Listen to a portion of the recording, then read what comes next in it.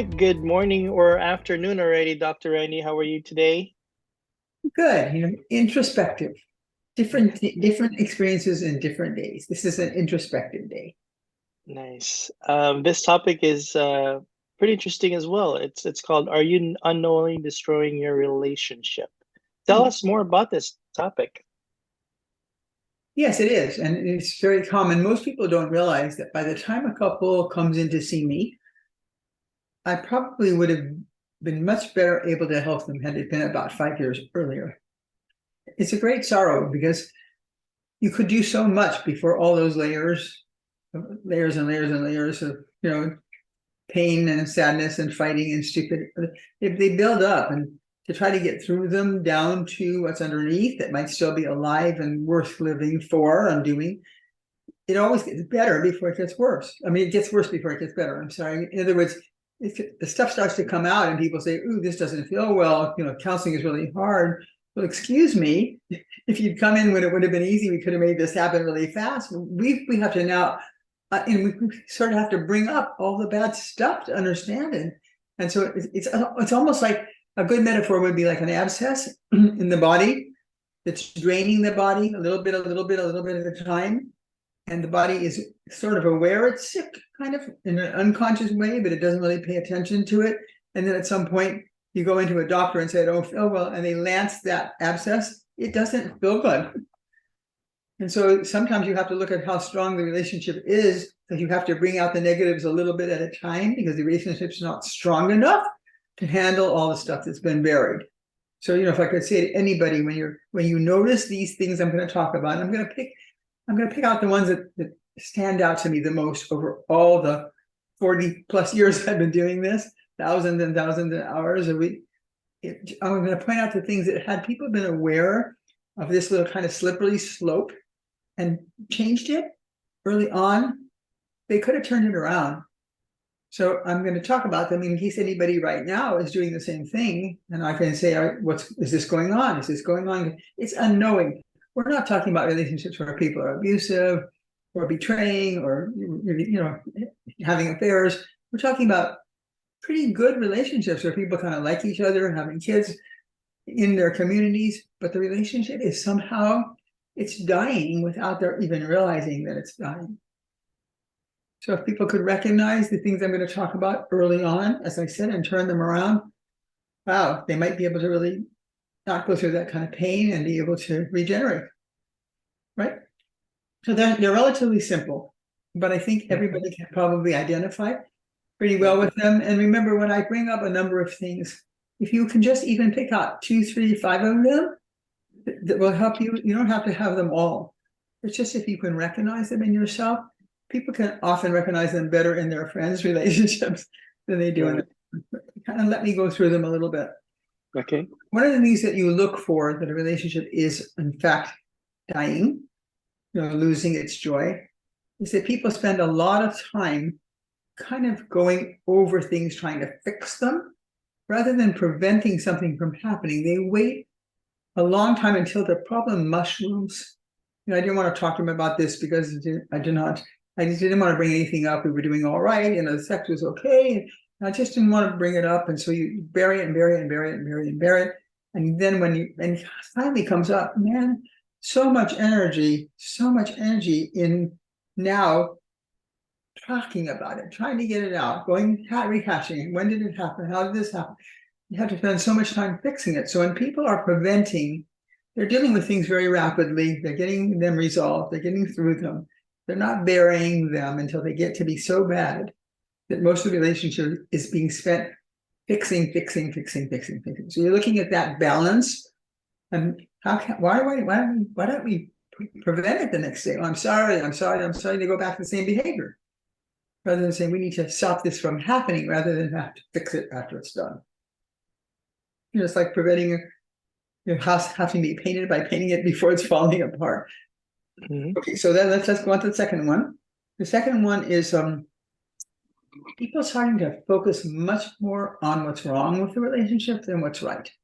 So they're kind of picking at each other. Maybe they talk, but they're just kind of logistical tag-ins. What happened with you? What happened to work? Did we pay the bills? Whatever it is.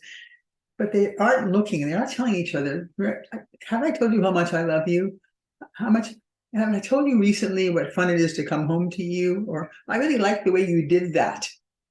That people may be experiencing them inside and thinking about them, but they're not sharing them. So pretty much if you look again at that balance, most of what comes out of their mouth is either logistical check-ins, as I said, or pointing out what's wrong, or why didn't you do that? Or you said you would do that, and you didn't do that on time, and you said you would clean the garage. And what about being, they're picking, nagging and picking. And so even though many good things may still be present, they're not being said. They're not being shared. They're not being talked about. And so as a result, if you don't speak, often I've said to people, if you are having a lot of fights, you have to only say negative things on email and only say positive things when you're together. It's much harder to write something and be accountable for it than it is to just talk it off. So you're watching that balance. Is there more negative sharing than positive? That's really important. Especially, as I said, God, if they feel good things inside, why aren't they saying them, at least for balancing it out? Okay, a third thing, and this is so important. As people are beginning to destroy their relationships, they start to blame their relationships on other people. You're just like your mother. Your sister talks behind people's backs as well. The sadness about blaming your people's family or friends or close relatives is very often the person that has those relatives also has some disagreements with the way they behave, but they feel loyal. Their family, their friends have been around. So when you start picking at somebody else's people, what happens is it pushes them closer to those people, and you get this floppy triangle. Now the person is more defensive of their family and fighting you as the enemy. So just in general, I would say, I don't like to use the words always or never say anything negative about other people's family or friends. You can inquire, you can support, you can offer suggestions, but don't run them down. It's going to backfire on you every single time. Okay. And that tends to increase, as I said, as relationships aren't working, tends to increase. And this is fourth one. This is really important. After athletic teams play a game, they come down and they watch the game together and they debrief. If we thrown the ball this way, if we'd done this way, we could have done better. They debrief in order to make the next game better. What happens to people who have been together a while, their arguments are repetitive. They don't debrief, they rehash. Now, I don't like to be binary because all the kids in the world now challenge me, but more men than women tend to be in the moment, and more women than men tend to be past, present, future. So if they have a big fight, it's more usually the women that want to rehash, because now they have all this information and the man has completely forgotten about it, so they're at a disadvantage. But rehashing, having the same argument over and over again, tends to be increasing in a relationship that is dying. And they can come in and see me, and after the third session, I have memorized the argument, and they're totally surprised. What? How do you know what we're going to say? Because you say the same thing over and over. The saddest thing about it is when that happens, people are usually not talking to each other. They're talking at each other. And when you begin talking at someone, you're talking to someone from your past.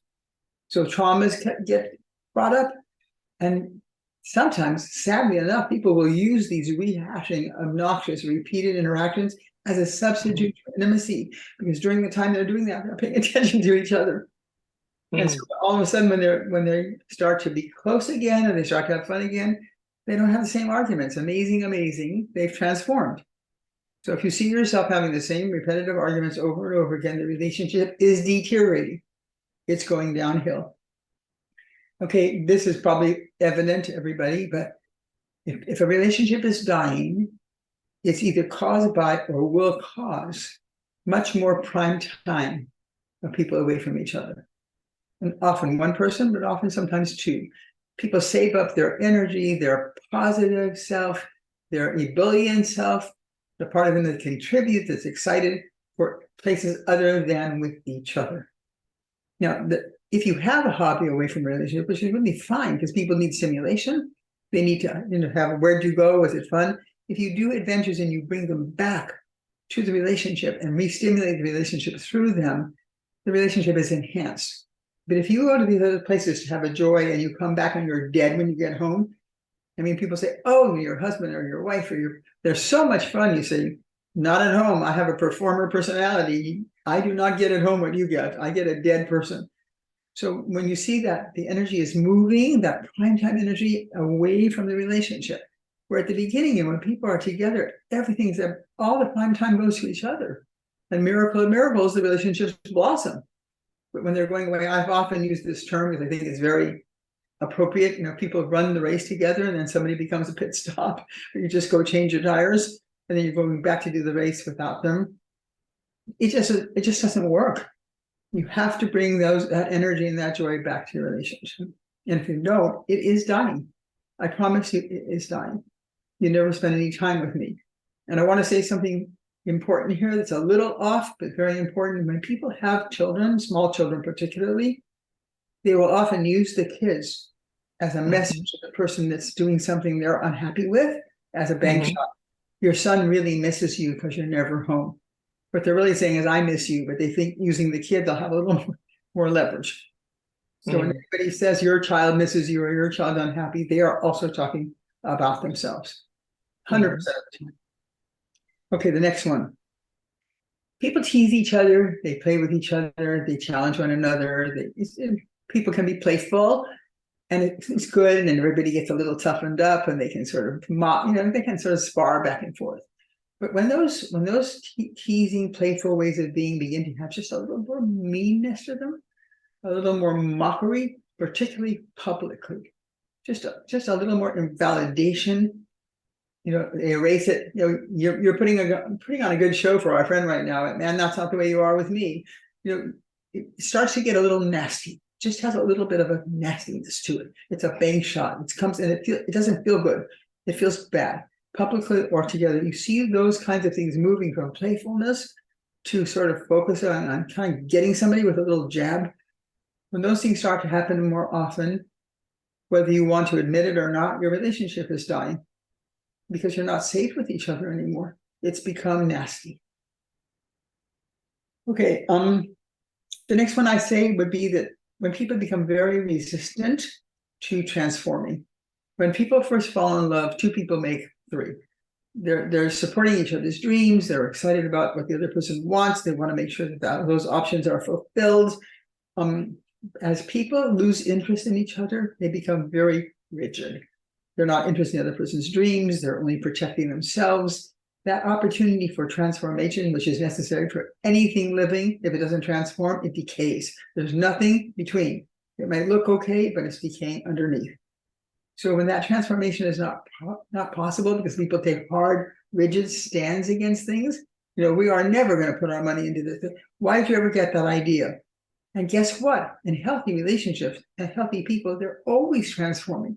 So the things you might have wanted when you first married may morph into something different. And you always want that same support for growing, for transforming with each other. You want to go to your best friend and say, what do you think? What do you think if I did this instead? And well, let's talk about it. That sounds interesting. Is it going to include me? Will it threaten our relationship? Will we be okay?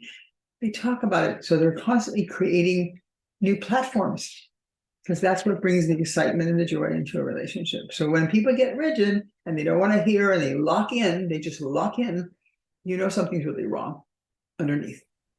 Okay, so number 8 out of the 10 would be defensiveness. And I've written many articles about this. When you go to talk to somebody about something that bothers you and they say, well, you do the same thing, they flip it on you. You say, wait a minute, hold on. We now have 2 issues on the table. Which one do you want to talk about first? But it's an attempt to get the other person not to listen. People don't want to be accountable. As I said, they flip it. They want to blame the other person. They're just avoiding the problems. They don't want to talk. They're denying. They're not talking at all. They're going into those places where they just become solemn. We already talked about this. Why do we have to talk about it again? There's just no patience, no presence, no support, no room. It's almost like you're metal to metal to metal to metal because there is no way to work anymore as a team.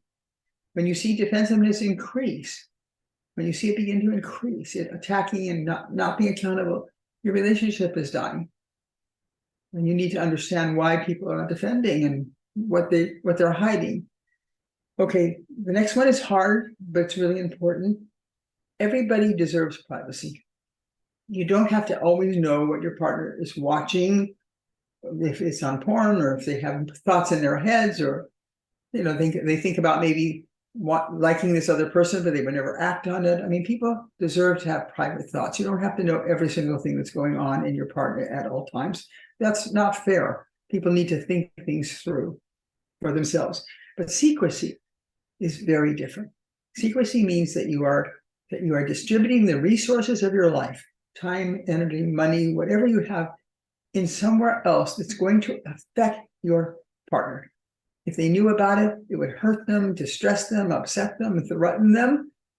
And so you're running what we would call a double life.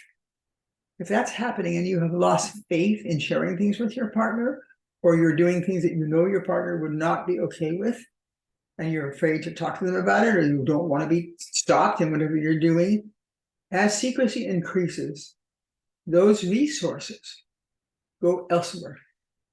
And we only have so many resources, as I said, time and energy, availability, finances, whatever, they go elsewhere, but they're not being talked about.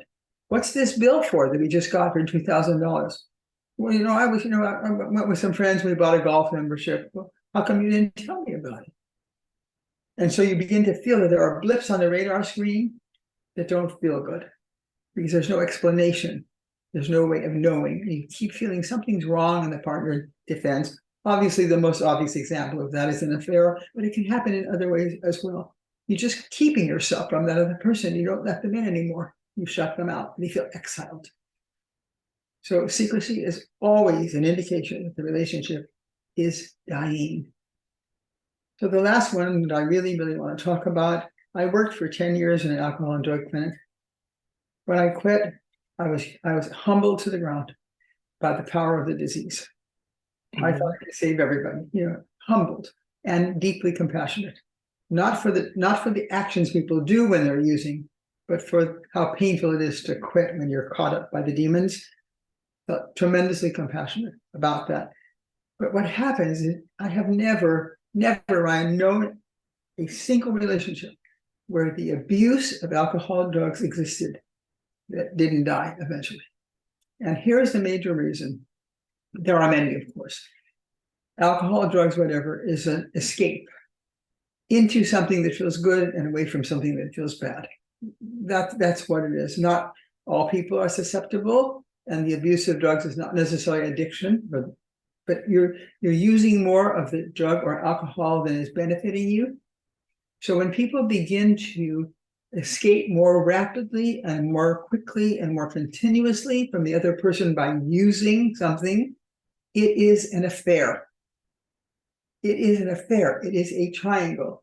You say, let's watch a movie tonight, and the person starts drinking, and it's like, oh no, they're either going to get difficult, or they're going to avoid me, or they're going to fall asleep. But they are right in front of me saying, I prefer that relationship over you.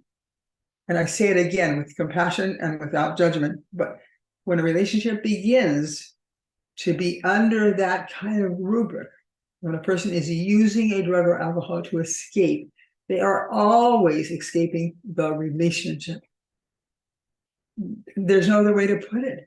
Because if they would reach out with their hungers or their fears or whatever is driving them, and they could work together on it.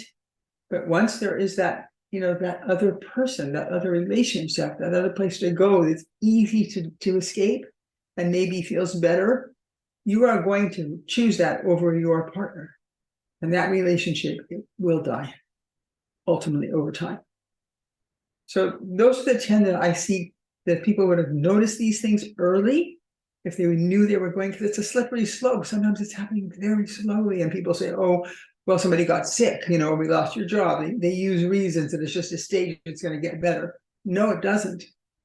It doesn't get better. But if people can recognize them early on when they're happening and turn them around, because sometimes it's absolutely innocent. I say to people, how long you've been, I don't know, we just sort of lost each other. I don't even know how we did that. We were so in love, and now it's like we never come to each other. We're not each other's person anymore. And always when I go back, did you do this? Did you see this happening? Now that you pointed it out, yes, but we didn't. We just kept readjusting the level and thinking that's the best we can do. So that's a lot of information. So we get to look for articles that's associated with this, so we can further read upon all these signals. Do some of these make sense to you? Can you recognize them in yourself and other people?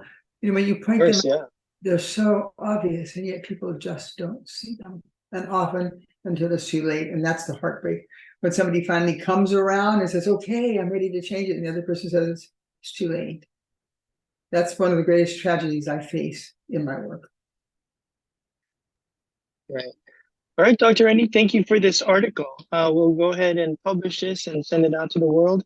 Where can your audience find more information about it? They can get in touch with me directly on my personal website, which is Randy Gunther, all one word, lowercase, Randy with an I at cox.net. They can also read all of the more than 250 articles I've written for Psychology Today online. We have a special site for that that's sorted by subject, and that's relationshipsactually.org. And please join me on YouTube and look at my other podcasts, and also suggest topics, because I love to hear from people on my website. And if they come up with a topic they'd like me to talk about, very happy to do that. I don't want to put my 140,000 hours of doing this to waste. I've made mistakes. I've learned so much. I can help. I can really help you. Great. Thank you, Dr. Rennie. Until next week, I'll see you then. Wonderful, Ryan. Have a wonderful week. You too. Bye. Bye.